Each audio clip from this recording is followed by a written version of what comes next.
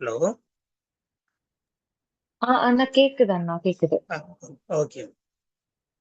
ஆண்டவர் அந்த சகரியா புத்தகத்தினுடைய அந்த வசனத்தின் பின்பகுதியை ஆண்டவர் வாக்கு பண்ணியிருந்தாங்க. நமக்கு தம்பி சொல்லும் போது நம்மளுடைய நிலைக்கு திரும்பணும் அப்படி சொல்லிட்டு அந்த வசனத்தை மென்ஷன் பண்ணிட்டு சகரியா 9:12 தம்பி எடுத்திருந்தாங்க. நம்பிக்கையுடைய சிறைகளை அரணுக்கு திரும்புகள் சொல்லிட்டு. ஸோ அந்த வசனத்தினுடைய முன்பகுதியில பார்த்தோம்னா சிறைப்பட்டு போயிருக்கிறாங்க. ஆனா ஆண்டவர் மீட்பார் அப்படிங்கிற ஒரு நம்பிக்கையோட காத்திருக்கிற ஜனங்களை குறித்து அது எழுதப்பட்டிருக்குது. ஸோ அந்த வசனத்தினுடைய பின்பகுதி சொல்லி இருக்குது, அப்படி சிறைப்பட்டு போனவங்க திரும்ப அரணுக்குள்ளாய் திரும்ப வரும்பொழுது என்ன பிளஸ்ஸிங் கிடைக்கும் அப்படிங்கிறத தான் அந்த பகுதியில் எழுதியிருக்கிறாங்க. ரெட்டிப்பான நன்மையை தருவேன், இன்றைக்கே தருவேன் அப்படி சொல்லி எழுதியிருக்கிறத நம்ம பார்க்கிறோம். ஸோ ஆண்டவர் உங்களோடு கூட பேச சொன்ன காரியம் இந்த சகரியா 9வது அதிகாரத்துல நம்ம 9வது வசனம் பார்த்தீங்கன்னா அது இயேசு கிறிஸ்துவனுடைய பாவனையை குறித்து எழுதப்பட்டிருக்குது. நீங்க அந்த வசனத்தை நீங்க வீட்டில் போய் கூட வாட்சி பாருங்க.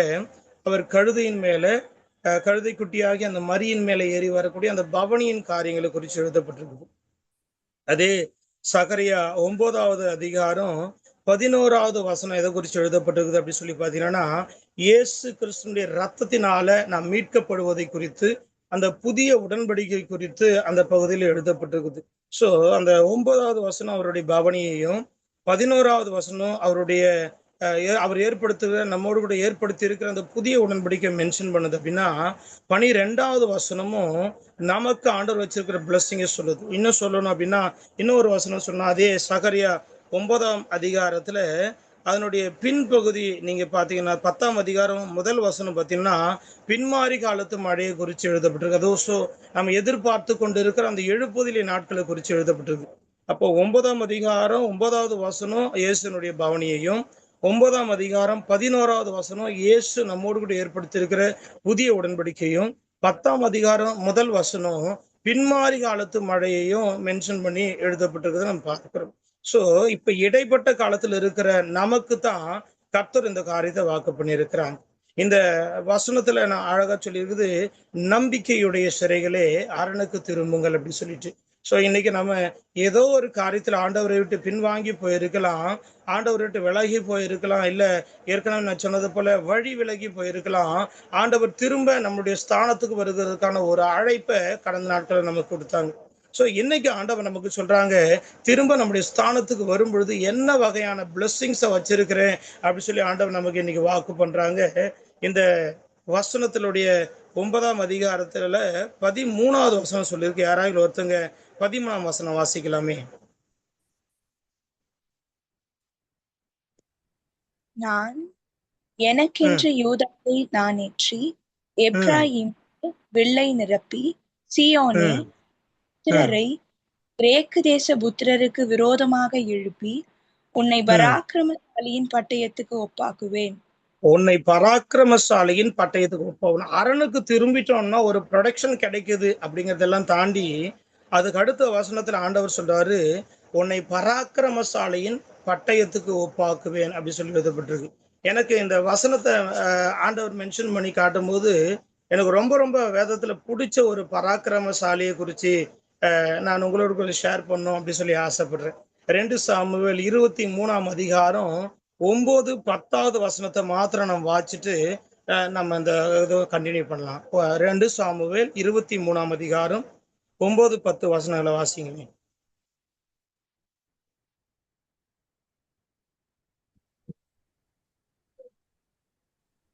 இவனுக்கு இரண்டாவது ஆகோயின் குமாரனாகிய சோதோவின் மகன் எலியேசார் என்பவன். இவன் 10 கண்டினியூ பண்ண சிஸ்டர். அவன் எழும்பி தன் கை சலித்து தன் கை பட்டயத்தோடு ஒட்டி கொண்டு மட்டும் பெலிஸ்தரை வெட்டினான். அன்றைய தினம் கர்த்தர் பெரிய ரட்சிப்பை நடப்பித்தார். ஜனங்கள் கொள்ளையிட மாத்திரம் அவனை பின் சென்றார்கள். ஸோ தாவீதோடு இருந்த பராக்கிரமசாலிகள் லிஸ்ட் போடும்போது எலியாசார் அப்படிங்கிற ஒருத்தனை குறித்து இந்த பகுதியில லிஸ்ட் போடுது. அந்த எலியாசர் எப்படிப்பட்ட பராக்கிரமசாலி அப்படின்னு பார்த்தீங்கன்னா, அந்த பட்டயம் அவனுடைய கைகளோட ஒட்டி கொள்ளுகிற வரைக்கும் யுத்தம் பண்ணுகிற ஒரு மனுஷன்.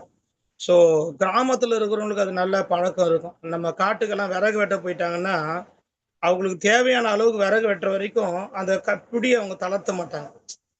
ஸோ அந்த கத்தி வந்து அவங்க கையிலேருந்து பிரியாது. ரொம்ப நேரம் அந்த விறகு வெட்டிகிட்டே இருக்கிறாங்கன்னா அவங்க கை வந்து பிரிக்கவே முடியாது. இந்த சொல்லணும்னா நரம்புகள் எல்லாம் அப்படியே இழுத்துட்டு நிற்கிற மாதிரி ஆயிரும். ஒவ்வொரு விரலா அப்படி பிரித்து தான் நம்ம எடுக்கணும். அந்த அளவுக்கு அந்த கை வந்து அந்த கத்தி அப்படியே டைட்டாக பிடிச்சிக்கிறோம், நரம்பு ரிலீஸ் பண்ணாது சீக்கிரத்தில். இந்த எலியாசரை குறித்து சொல்லியிருக்குது, அவன் கை சலித்து போகிற வரைக்கும் அவன் வெட்டி கொண்டு போவான்னு சொல்லி எழுதிருக்கு. அவன் தன் கை பட்டயத்தோடு ஒட்டி கொள்ளுகிற வரைக்கும் பெலிஸ்தரை வெட்டினானா. குறிப்பா அதனுடைய அந்த வசனத்தினுடைய பின்பகுதி சொல்லுது, ஜனங்கள் கொள்ளையிட மாத்திரம் அவனை பின் சென்றார்கள். ஸோ ஒரு பராக்கிரமசாலி போறான்னா அவனுக்கு பின்னாடியும் ஜனங்க போவாங்க, யுத்த வீரர்கள் போவாங்க. அந்த பராக்கிரமசாலி போற இடத்துல பின்னாடி போற யுத்த வீரர்களுக்கு வேலையா இருக்காது. எலியாசர் வெட்டிட்டே போவான், பின்னாடி போறவங்க என்ன ரீசனுக்கு போவாங்கன்னா அங்க இருக்கிறத கொள்ளையடிக்கிறதுக்காக மட்டும்தான் அவனுக்கு பின்னாடி போவாங்க. இப்போ அந்த ஒரு சாதாரண ஒரு எலியாசருடைய கையில இருக்கிற பட்டயத்துக்கு அவ்வளவு மகிமை இருக்கும் அப்படின்னு சொன்னா, அந்த பட்டயத்தை கொண்டு அந்த மனுஷனால அவ்வளவு பெரிய காரியங்களை செய்ய முடியும்னு சொன்னா, நாம கர்த்தருடைய கையில பட்டயமா இருக்கும் பொழுது, இந்த சகரியா 9:13 சொன்னது போல நம்ம ஆண்டவருடைய கையில இருக்கிற அந்த பராக்கிரமசாலியாகி இயேசு கிறிஸ்துடைய கையில நம்ம பட்டயமா இருக்கும்போது நம்மை கொண்டு கர்த்தர் பலத்த காரியங்களை செய்ய வல்லவராக இருக்கு. ஸோ நம்ம என்ன பட்டயம் அப்படிங்கிறதெல்லாம் பெரிய விஷயம் கிடையாது. நீங்கள் வேதத்தில் ஒரு காரியத்தை நான் உங்களுக்கு ஓமையாக சொல்லிட்டு இன்னும் முக்கியமான காரியத்துக்குள்ள நான் கடந்து போக விரும்புகிறேன். நம்ம எப்படிப்பட்ட பட்டயம் அப்படிங்கிறத விட யார் கையில் இருக்கிறோம் அப்படிங்கிறது தான் முக்கியமான விஷயம். நம்ம வேதத்தில் வாசிக்கிறோம், தாவீதுக்கும் கோலியாத்துக்கும் இடையில ஒரு பெரிய யுத்தம் வருது. ஸோ அது வரைக்கும் ஒரு சாதாரண ஆடு மேய்க்கிறவனா இருந்தவன், சும்மா விசாரிச்சுட்டு போறதுக்கு வந்தவன், அந்த யுத்தத்துல பங்கெடுக்க வேண்டிய ஒரு சூழ்நிலையை கர்த்தர் உண்டாக்குறாரு. அந்த யுத்தத்துல கல்லினால அவனை வீழ்த்திட்ட பிறகும் அவனை இப்ப வெட்டணும் அப்படின்னும் போது அவன் கையில பட்டயம் இல்லை. நம்ம சாமுவேல் புஸ்தகத்துல 1 சாமுவேல் 17:51 நம்ம அப்படிதான் வாசிக்கிறோம். அவங்ககிட்ட பட்டயம் இல்லை. அப்ப அவன் என்ன பண்றான் அப்படின்னா, கோலியாத் வச்சிருக்கிற பட்டயத்தை உருவி அவன் தலையை வெட்டிட்டான் அப்படி சொல்லி எழுதப்படுது. ஸோ அந்த நாள்ல அந்த பட்டயம் பெரிய காரியம் செஞ்சது. ஸோ அதுக்கப்புறம் அந்த பட்டயத்தினுடைய வேலை என்னன்னு பார்த்தீங்கன்னா, ஒன்றும் இல்லை, ஒரு ஆசரிப்பு கூடாரத்துல ஒரு துணியில சுத்தி அதை பின்னாடி வச்சிருக்கிறாங்க. ஒரு நாள் தாவீது போறான், அந்த ஆசாரியன் ஓடி வந்து என்ன வேணும் அப்படின்னு கேட்குறான். நான் ஒரு அவசர வேலையை போறேன், இங்கே ஏதாகிலும் யுத்த ஆயுதங்கள் இருக்குமான்னு சொல்லும்போது, நீங்க அந்த கோலியாத் கையிலிருந்து பறிச்ச அந்த பட்டயம் தான் இருக்குது, அதைத்தான் துணியில சுத்தி பின்னாடி ஏபோத்துக்கு பின்னாடி வச்சிருக்கிற, வேற எதுவும் இல்லை அப்படின்றாங்க. உடனே தாவீது சொல்றான், கொடுங்க, அந்த பட்டயத்துக்கு ஈடு இல்லை அப்படின்னு சொல்றாங்க. ஸோ நம்ம எல்லாம் நினைப்போம் அது கோலியாத் கையில இருந்த பட்டயம் பயங்கரமான பட்டயம் அப்படி சொல்லிட்டு, அந்த பட்டயத்தை எடுத்துட்டு போன தாவீதோட நிலைமை என்னன்னு பார்த்தீங்கன்னா, ஒன்றும் இல்லை, அந்த பட்டயத்தை யூஸ் பண்றதுக்கே வழி இல்லாம ஒரு பைத்தியக்காரனை போல தன்னுடைய எச்ச தாடியில வழியிற அளவுக்கு அவன் அங்கே போயிட்டு வேஷம் போட்டு நான் எனக்கு புத்தி சுயாதீனம் இல்லை அப்படிங்கிறத போல அங்கே நடிக்கிறத பார்க்குறோம். ஸோ இதுல இருந்து என்ன காரியம் சொல்றேன்னா, நீங்க யாருடைய பட்டயம், நீங்க எவ்வளவு வலிமையான பட்டயம் அப்படிங்கிறத தாண்டி நீங்க யார் கையில இருக்கிறீங்க அப்படிங்கிறதா முக்கியமான விஷயம். அபிஷேகம் பெற்ற தாவீதினுடைய கையில குறித்த நேரத்தில் இருக்கும்போது அந்த பட்டயம் பயன்படுது. ஆனா இயேசு கிறிஸ்துனுடைய கையில நீங்க இருக்கிற பட்டயமா இருக்கும்போது எல்லா நாட்களிலும் எல்லா நேரத்திலும் கர்த்தர் உங்களை கொண்டு பலத்த காரியத்தை செய்ய அவர் வல்லவராக இருக்கிறார். அல்லேலூயா. ஸோ இந்த பலத்த பட்டயமா நீங்க இருக்கிறீங்கன்னு சொல்லும் போது ஆண்டவர் 2 மனுஷங்களை ஞாபகப்படுத்தினாங்க. மனுஷன் யோனா. ஸோ அவர் தான் இருக்க வேண்டிய ஸ்தானத்தை விட்டு வழி விலகி போனவங்க. நம்ம சின்ன வயசுல சண்டே கிளாஸ்ல இருந்தே யோனாவினுடைய கதைகளை நிறைய கேட்டிருப்போம். யோனா ஸ்டோரி தெரியாம ஒரு சண்டே கிளாஸ் ஸ்டூடெண்ட்ஸ் இருக்க மாட்டாங்க. அந்த அளவுக்கு நம்ம யோனாவை குறித்து கேட்டிருப்போம். இந்த யோனா முன்னாடி என்ன ஊழியம் செஞ்சான்னு சொல்லி பெருசா எதுவுமே எழுதப்படவே இல்லை. யோனா கிட்ட கர்த்தர் சொன்னாரு, அப்பா நீ எழுந்து நினிவேக்கு போ அப்படி சொல்லி ஆண்டவர் சொன்னாரு. அவன் வழி தப்பி வேற வழியில தர்ஷிஷுக்கு ஓடி போனான் அப்படி சொல்லி இன்னும் பார்க்கிறோம். ஸோ அவன் தான் வழி விலகி போகும் பொழுது திரும்ப தன்னுடைய ஸ்தானத்துக்கு திரும்பும்படி 2வது வாய்ப்பை ஆண்டவர் அவனுக்கு கொடுக்கிறார். யோனாவின் புஸ்தகம் 3ஆம் அதிகாரம் 1-2 வசனத்துல இந்த காரியம் எழுதப்பட்டிருக்குது. 2ஆம் விசை கர்த்தருடைய வார்த்தை யோனாவுக்கு உண்டாகி அப்படி சொல்லிட்டு. ஸோ அந்த யோனா 2வது விசை கர்த்தருடைய வார்த்தை அவனுக்கு உண்டானதுமே அவன் அதை பிறகு தாமதம் பண்ணவே இல்லை. எழுந்து நினிவேக்கு போறான், ஒரு நாள் டிராவல் பண்றான், கர்த்தர் சொன்ன அந்த வார்த்தையை பிரசங்கம் பண்றான். பாருங்க, வேதத்துல அப்படிப்பட்ட ஒரு பிரசங்கியை நம்மளால பார்க்கவே முடியாது. நம்ம வேதத்துல புதிய ஏற்பாட்டு அப்போஸ்தலர்ல பேதுருவை குறித்து வாசிக்கிறோம். 3000 பேர் ரட்சிப்புகள் நடத்தினாரு, 5000 பேர் ரட்சிக்கப்பட்டாங்க, திரளா ரட்சிக்கப்பட்டாங்க சொல்லி நம்ம வேதத்துல வாசிக்கிறோம். ஆனாலும் இயேசு கிறிஸ்து தன்னுடைய நாட்கள் ஒரு பெரிய சாட்சியா அவனை குறித்து தான் பேசுறார். யோனாவின் புஸ்தகத்தை நம்ம வாசிக்கும் பொழுது ஏறக்குறைய அவனுடைய ஒரே ஒரு நாள் பிரசங்கத்துல 1,20,000 பேர் மனம் திரும்பி ரட்சிக்கப்பட்டாங்க. 1,20,000 பேர் நம்முடைய பிரசங்கத்தை கேட்டாவே பெரிய சாதனை. அதுல ஒரு 20 பேர் மனம் திரும்புறதுக்கு ஒப்பு கொடுத்தா அதை விட ஒரு பெரிய சாதனை. ஆனா இங்க பாக்குறவங்க அவனுடைய பிரசங்கத்தை கேட்டவங்க, கேள்விப்பட்டவங்க அத்தனை பேரும் ரட்சிக்கப்பட்டுட்டாங்க. அவனை மாதிரி ஒரு பெரிய பிரசங்கி வேதத்துல கிடையவே கிடையாது. அதனாலதான் ஆண்டவர் தன்னோடு கூட கம்பேர் பண்ணும்போது யோனாவிலும் பெரியவர் இங்க இருக்கிறார் அப்படிங்கிறார். அப்படின்னா என்ன அர்த்தம்னா, எனக்கு அப்புறம் பெரிய ஒரு பிரசங்கி அப்படின்னா அது யோனா தான் அப்படிங்கிறாரு. அந்த யோனாவை நல்லா ஞாபகம் வச்சுங்க. அவன் தன்னுடைய 2வது வாய்ப்பை, தனக்கு கொடுக்கப்பட்ட 2வது அழைப்பை சரியா பயன்படுத்திக்கிட்ட ஒரு மனுஷன். ஸோ ஆண்டவர் இன்னைக்கு உங்களுக்கு கொடுக்கறதும் 2வது ஒரு அழைப்பு. ஒருவேளை முதல் அழைப்புல நீங்கள் இழந்து போயிருக்கலாம், பின்வாங்கி போயிருக்கலாம், உயிர் பயம், சூழ்நிலை, ஏதோ ஒரு காரியத்தில் நீங்க பின்வாங்கி போயிருக்கலாம். நீங்க 2வது அழைப்பை கர்த்தர் உங்களுக்கு கொடுக்குறாரு. உங்களுடைய ஸ்தானத்துக்கு நீங்க திரும்ப வர கர்த்தர் அழைப்பு கொடுக்குறாரு. நீங்க திரும்ப வாங்கன்னு சொல்றாங்க. 2வது ஒரு மனுஷனை குறித்து நான் உங்களிடத்துல சொல்லணும்னு சொல்லியிருந்தேன். அந்த மனுஷன் ஏற்கனவே சொன்னதை போல பேதுரு நமக்கு நல்லா தெரிஞ்ச ஒரு மனுஷன் தான். ஆண்டவருக்காக வைராகியமா செயல்பட்டவன். இன்னும் சொல்லணும்னா இயேசு கிறிஸ்து சிறைபிடிக்க வந்தவனை ஆதார வெட்டினவன் அப்படி சொல்லி நம்ம வேதத்துல வாசிக்கிறோம். பரவாயில்ல, எனக்கு என்ன ஆனாலும் பரவாயில்ல அப்படின்னு சொல்லி கொஞ்சம் உள்ளுக்குள்ள உயிர் பயம் இருந்தாலும் இயேசு கிறிஸ்து ஃபாலோ பண்ணிட்டு போன சிஷ்யர்கள 2வது அவன் தான். முதல்ல யோவான் அங்க போனாங்க சொல்லி நம்ம பார்க்கிறோம். அவரை ஃபாலோ பண்ணிட்டு அந்த அரண்மனைக்குள்ள பிரவேசிச்சு இயேசுக்கு என்ன நடக்குதுன்னு சொல்லி பார்த்துட்டு இருந்ததுல பேதுரு பிரதானமானது. ஸோ அவர் மறுதளிச்சு ஆண்டவருடைய காரியத்தை விட்டு விலகி போனாலும் அவருடைய இருதயத்துல ஒரு குற்ற மனசாட்சி இருந்துட்டே இருக்குது. ஐயோ, நான் ஆண்டவருக்கு இப்படி பண்ணிட்டேனே அப்படி சொல்லி அவருக்குள்ள ஒரு துக்கம், ஒரு தாங்க முடியாத துக்கம் இருந்தாலும் சூழ்நிலைகள் நிமித்தமா அந்த பேதுரு குறித்து நம்ம பார்க்கிறோம். அவர் அப்போஸ்தலர் நடபடியில சொல்றாரு, 5ஆம் அதிகாரத்தினுடைய அந்த அப்போஸ்தலர் நடபடிகள் 2ஆம் அதிகாரம் நீங்க பாத்தீங்க அப்படின்னா ஒரு பெரிய பிரசங்கம் செஞ்சார் சொல்லி பார்க்குறேன். ஆனா முதல் அதிகாரத்துல நீங்க பாத்தீங்கன்னா அவருக்கு சாப்பாட்டுக்கு வழியில் அப்படின்னும் போது அவர் சொல்றாரு, நான் மீன் பிடிக்க போகிறேன் அப்படின்னு சொல்லி. ஸோ ஆண்டவருடைய சமூகத்துல ஒப்புரவாயிற்று மீன் பிடிக்க போகிறேன் அப்படி சொல்லி சொன்ன ஒரு மனுஷன் தான். அவர் மனங்கசந்து அழுதவர் தான், தன்னுடைய தப்பை ஒப்பு கொடுத்தவர் தான். ஆனா சூழ்நிலை வேற வழி இல்லை அப்படி சொல்லிட்டு அவர் மீன் பிடிக்க போயிட்டாரு. அந்த பகுதியில் நம்ம வாசிக்கிறோம், அவர் நைட்டெல்லாம் மீன் பிடிச்சோம். அவங்க கூட்டாளிகளோடு சேர்ந்து டீம் ஒர்க் பண்ணி கூட அவருக்கு எந்த ஒரு பெனிஃபிட்ஸுமே கிடைக்கல, அது எதுவுமே பிடிக்கல அப்படி சொல்லி பார்க்கிறோம். அதை பிறகு இயேசு அழைப்பு கொடுக்கும்போது சொல்றாரு, பிள்ளைகளே புசிக்கிறதற்கு ஏதாகிலும் உங்களிடத்துல உண்டான்னு சொல்லிட்டு அவங்க சொல்றாங்க ஒண்ணும் இல்லை அப்படின்றாங்க. அவங்களுக்கு ஒண்ணும் இல்லைன்னு சொல்லி ஆண்டவருக்கு தெரியும். அதனாலதான் அவங்க கரையில வருகிறதுக்கு முன்னாடியே அவங்க புசிக்கிறதுக்கு வேண்டியான அப்பத்தை வச்சிருக்கிறாரு, சிறு மீன்களை சுட்டு வச்சிருக்கிறாரு. இதுவும் இல்லாம ஃப்ரெஷ்ஷா அவங்களுக்கு செஞ்சு தரத்துக்கு ஆண்டவர் சொல்றாரு, நீங்க வலது பக்கமா வலைய போடுங்கன்றாங்க. வலைய போட்டுறாங்க, திரளான மீன்களை பிடிச்சிட்டு வராங்க. அவைகளில சிலவற்றை ரெடி பண்ணி ஆண்டவர் அவங்களுக்கு ஆகாரமா கொடுக்குறாங்க. இன்னைக்கு ஆண்டவருக்கு உங்களுடைய சூழ்நிலை தெரியும். ஒருவேளை ஏசப்பா என் சூழ்நிலை, நான் வேலைக்கு போனாதான் சம்பாதிக்க முடியும், நான் இப்படிப்பட்ட காரியத்தில் இருந்தாதான் சம்பாதிக்க முடியும், நீர் அழைத்த அழைப்புல வந்துட்டேன்னா நான் சோத்துக்கு என்ன பண்ணுவேன், வாழ என்ன வழி இருக்குதுன்னு சொல்லி நீங்க இன்னைக்கு புலம்பிட்டு நிற்பீங்கன்னா ஆண்டவர் சொல்றாங்க, உங்களுடைய தேவைகள் அவருக்கு தெரியும். உங்களுக்கு இன்னது தேவை என்பதை அவர் அறிந்திருக்கிறார் சொல்லி வேதம் சொல்லுது. உங்களுடைய சூழ்நிலைகளை மாற்ற அவர் வல்லவராக இருக்கிறார். நீங்க சரண்டர் மாத்திரம் பண்ணி பாருங்களேன், அவருடைய அழைப்புக்கு நீங்க ஒபே மாத்திரம் பண்ணி பாருங்களேன், அவர் சத்தத்துக்கு நீங்க செவி கொடுத்து மட்டும் பாருங்களேன், கர்த்தர் உங்களை கொண்டு செய்கிற காரியம் பெரிய காரியமா இருக்கும். அந்த பேதுருடைய வாழ்க்கையில் அதுக்கு பிறகு பாருங்க, முன்னாடி 12 பேர்ல ஒருத்தரா ஓடினாரு, 120 பேர்ல ஒருத்தரா செயல்பட்டாரு. பெருசா கிடையாது, கூட்டமா வந்தாங்க, ஆண்டவரே நாங்க ஜெபம் பண்ணோம், பிசாசு ஓடிச்சு, உங்க பேரு சொன்னதும் அதெல்லாம் எங்களுக்கு ஒபே பண்ணது, ஒரு சந்தோஷப்பட்டாங்க, அவ்வளவுதான். அவர் பேதுரு செஞ்ச மிராக்கல் சொல்லி இயேசு வாழ்ந்த நாட்கள்ல பெருசா எந்த காரியமும் கிடையாது. ஆனா பேதுரு தன்னுடைய 2வது அழைப்புக்கு ஒபே பண்ணும் பொழுது இயேசு கிறிஸ்து ஏறக்குறைய 3 முறை அவரிடத்துல கேட்கிறாரு. 3 முறை என்னை நேசிக்கிறாயா, என்னை அன்பா இருக்கிறாயா சொல்லி கேட்கும்போது அவன் அழுது, ஆண்டவரே நான் உம்மை நேசிக்கிறேன் என்பதை நீங்க அறிவீங்க சொல்லி அவன் சரண்டர் பண்ணும் பொழுது கர்த்தர் அவனை கொண்டு செய்கிற காரியம் பயங்கரமா இருக்கும்.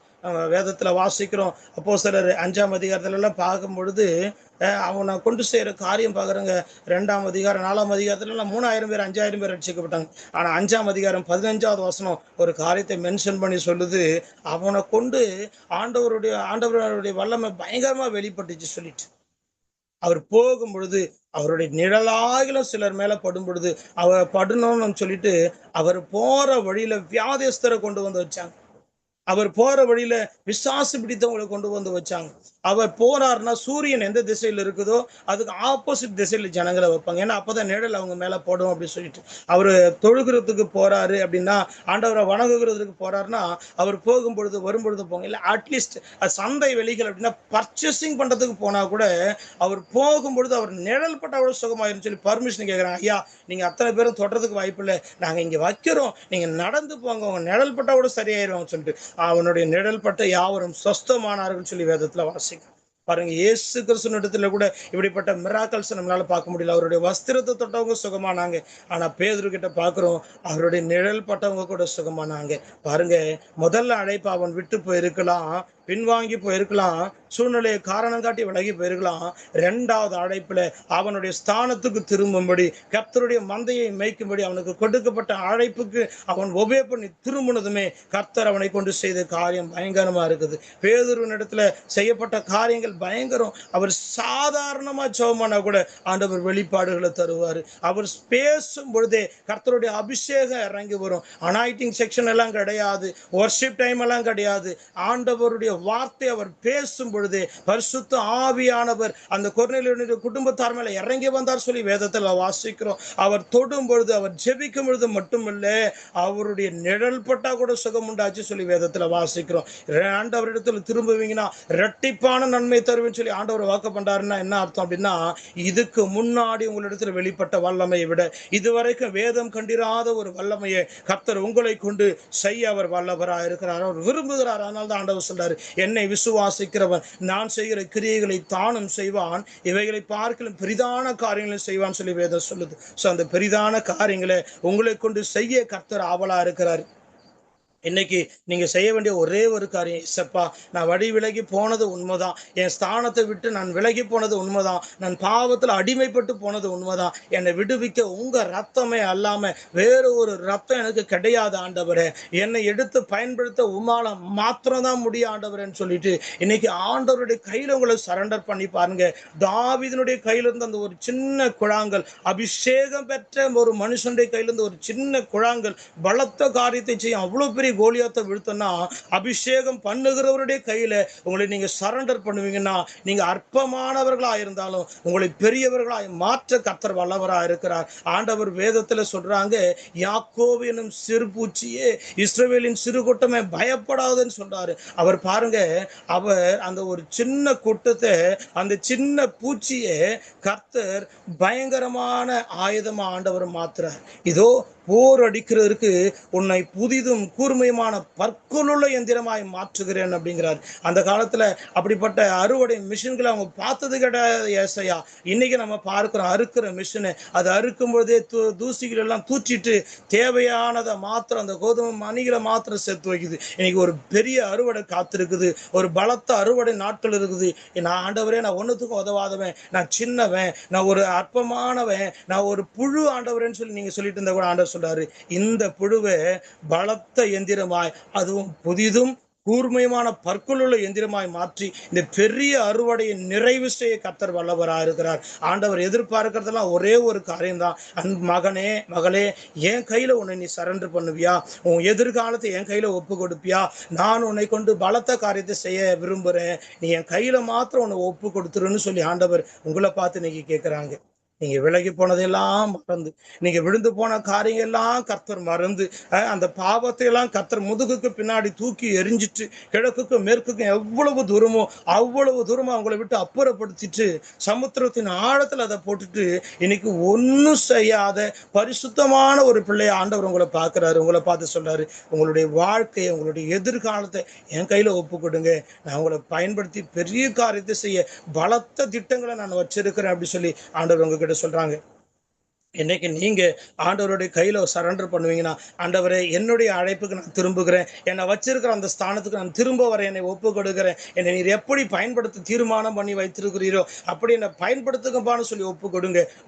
மந்த நாவுள்ள ஒரு மனுஷனு கொண்டு ஆண்டவர் லட்சக்கணக்கான ஜனங்களை நடத்தினதை நம்ம விதத்துல வாசிக்கிறோம். நான் திக்குவாயம் மந்த நாவம் உள்ளவன் சொன்ன ஒரு மனுஷனை கர்த்தர் அப்படி பயன்படுத்தினார். எல்லாராலும் அருவறுக்கப்பட்ட, எல்லாராலும் ஒதுக்கப்பட்ட, அற்பமா எண்ணப்பட்ட தாவீதை கர்த்தர் சகோதரர்களுக்கு மத்தியில் அபிஷேகம் பண்ணி வைத்து உயர்த்தி வைத்து பயன்படுத்தினார். இன்னைக்கு கர்த்தர் உங்களையும் அப்படி பயன்படுத்த தீர்மானம் பண்ணி இருக்கிறாங்க. இது ஆண்டவர் உங்களுக்கு கொடுக்கிற 2வது வாய்ப்பு. ஆண்டவருடைய கையில உங்களை நீங்க சரண்டர் பண்ணுவீங்க சொன்னா, நீங்க எதிர்பார்க்காத காரியங்கள் பார்க்கிறவங்க கூட ஆச்சரியப்படுவாங்க. இவளா இப்படி இருக்கிறாங்க அப்படி சொல்லி பிரமிக்கத்தக்க காரியங்களை செய்ய கர்த்தர் ஆவலா இருக்கிறாங்க. நீங்க சாதாரணமானவர்கள் அல்ல. நீங்கள் கர்த்தருடைய கையில இருக்கிற பலத்த பட்டயம். அவர் பயங்கரமான பராக்கிரமசாலி. அவர் ஒரு சின்ன கோலை வச்சு செங்கடலை பிளந்துருவாரே, அவர் ஒரு சின்ன குழாங்கல்ல வச்சு கோலியாத்தை விழுத்திருவாரு. ஒரு பலத்த பட்டயம் அவருடைய கையில கிடைக்குதுன்னா அவர் எப்படிப்பட்ட காரியங்களை செய்ய வல்லவரா இருக்கிறார் தெரியுமா? உன்னை கொண்டு செய்கிற காரியங்கள் பயங்கரமா இருக்கும். கர்த்தருடைய கையில ஒப்பு கொடுங்க. கர்த்தர் உங்களை அதிகமாய் பயன்படுத்தி தாம் விரும்புகிற நன்மையை செய்து தம்முடைய ராஜ்யத்தை ஆத்துமாக்களினால நிரப்ப தீர்மானம் பண்ணியிருக்கிறார். இன்னைக்கு சரண்டர் பண்ணுவீங்களா? ஒரு நிமிஷம் என்னோடு கூட இணைந்து ஜெபிக்க நீங்க ஆயத்தமா? அப்படியே ஒரு நிமிஷம் ஜெபிக்கலாமே. பரலோக தகப்பனே, இந்த நாளில் ஆண்டவரே, இதோ அப்பா தங்களுடைய சிறையிருப்பிலிருந்து திரும்பும்படியா தங்களை சரண்டர் பண்ணுகிறேன். ஏசப்பா, என்னை திரும்ப நீங்க பயன்படுத்த முடியுமா? நான் விழுந்துட்டேன், இனி என்னால் எழுந்துக்க முடியாது சொல்லி நான் நினைச்சேன்ப்பா. என்னையெல்லாம் நீங்க பயன்படுத்துவீங்களா? ஆண்டவரே, என்னை கொண்டு நீங்க இப்படிப்பட்ட காரியங்களை செய்வீங்களா? நான் உங்களை துக்கப்படுத்தி இருக்கிறேன், நான் உங்களை வேதனைப்படுத்தி இருக்கிறேன், நான் உங்களை ஆண்டவரை விட்டு விலகி போயிருக்கிறேனே சொல்லி என்னை பயன்படுத்த முடியுமான்னு சொல்லி கேட்கிற இந்த அன்பு சகோதரியை, இந்த அன்பு சகோதரனை கர்த்தர் ஆண்டவர் எடுத்து பயன்படுத்த போகிறதற்காக மக்கள் ஸ்தோத்திரம். அப்பா, உன்னை கொண்டு நான் செய்கிற காரியம் பயங்கரமா இருக்குன்னு சொல்லி வாக்கு பண்ணின தேவன் தாமே ஆண்டவரே, பயங்கரமான காரியங்களை ஆண்டவரே உம்முடைய பிள்ளைகளை கொண்டு நீர் செய்தர போகிறதற்காக மக்கள் ஸ்தோத்திரம் அப்பா. ஓ ரபா லரஷியாம் தரக நமருவா ரீபா லரகந்த ருத்ரியாம் தரக நமருவா ரீபா ரக்க சக திரு துர்துரியா சந்தரக நமருவா. யோனாவை எடுத்து ஆண்டவரே பெரிய காரியங்களை செய்து 1,20,000 பேரை ரட்சிப்புகளாய் நடத்தின தேவன் பேதுருவை 2ஆம் விசை எடுத்து ஆண்டவரை பலத்த காரியங்களை, பலத்த அற்புத அடையாளங்களை செய்து ஆண்டவரை தூணாய் ஆதாரமாய் அவனை மாற்றின தேவன் இன்னைக்கு உடைய பிள்ளைகளை அப்படி மாற்ற போகிறதற்காக மக்கள் ஸ்தோத்திரம் அப்பா. இன்னைக்கு சரண்டர் பண்ணுகிற உடைய ஆண்டவரை பிள்ளைகள் ஒவ்வொரு மேலும் உடைய பலத்த அபிஷேகம் இறங்கி வருவதாக, பரிசுத்த ஆவியானவருடைய அந்த பின்மாறி அபிஷேகம் இறங்கி வருவதாக, கர்த்தருடைய வல்லமை ஆண்டவரை வெளிப்படுத்த சொல்லி நான் ஜெபிக்கிறப்பா. இந்த நாள் முதற்கொண்டு பிள்ளைகளுடைய ஆண்டவரை இருதயம் கொழுந்து விட்டு எரியற்றும் அப்பா. இந்த நாள் முதற்கொண்டு ஆவிக்குரிய கண்கள் திறக்கப்படுவதாக ஆண்டவர். இந்த நாள் முதற்கொண்டு நாவு ஆண்டவர் அந்த பட்டயம் கூர்மையாக்கப்படுவதாக. யார் யார் இடத்துல பேசுகிறார்களோ அவர்களெல்லாம் உம் பக்கமாய் திரும்பற்றும். அந்த ஆத்மாக்கள் எல்லாம் களஞ்சியத்தில் சேர்க்கப்படட்டும் அப்பா. ரப்ப சகத்திரியாந்தரா, கர்த்தருடைய அபிஷேகத்தின் வல்லமை உடைய பிள்ளைகளுடைய நாவிலிருந்து இந்த நாள் முதற்கொண்டு கிரியை செய்வதாக. ஓ, நடக்க வேண்டிய வழிகளை கர்த்தர் காண்பித்து நடத்துங்க, எடுத்து பயன்படுத்துங்க ஆண்டவர். இந்த மெடிக்கல் ஃபீல்டில் கர்த்தர் பயங்கரமான காரியங்களை செய்யப்பா, பலத்த காரியங்களை செய்யுங்கப்பா. இனஜன பந்துகளுக்கு மத்தியில கர்த்தர் எடுத்து பயன்படுத்துங்கப்பா. மக்கள் ஸ்தோத்திரம். ரப்பா சகத்துரியாந்தரனா, நீர் அப்படி செய்தர போகிறதற்காக மக்கள் ஸ்தோத்திரம், ஸ்தோத்திரம் அப்பா. இந்த கரத்திலே பிள்ளைகளை ஒப்பு கொடுக்கிறேன். தேவன் பெரிய காரியங்களை செய்யும். இயேசுவின் நாமத்துல இந்த கரத்துல ஒப்பு கொடுத்து நன்றி சொல்லி ஜெபிக்கிறேன் நல்ல பிதாவே. ஆமென், ஆமென், ஆமென்.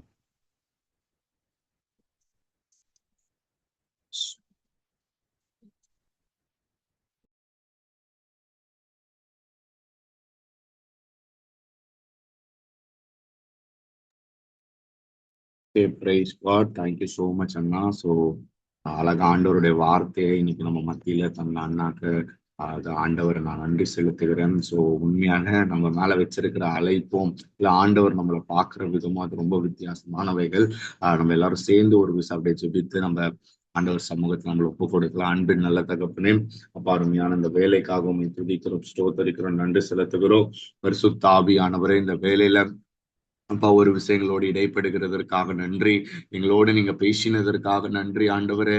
அப்பா எஸ் லார்ட், எங்களுக்காக நீங்க செய்த எல்லா விலைக்கிரயங்களுக்காக நன்றி ஆண்டவரே.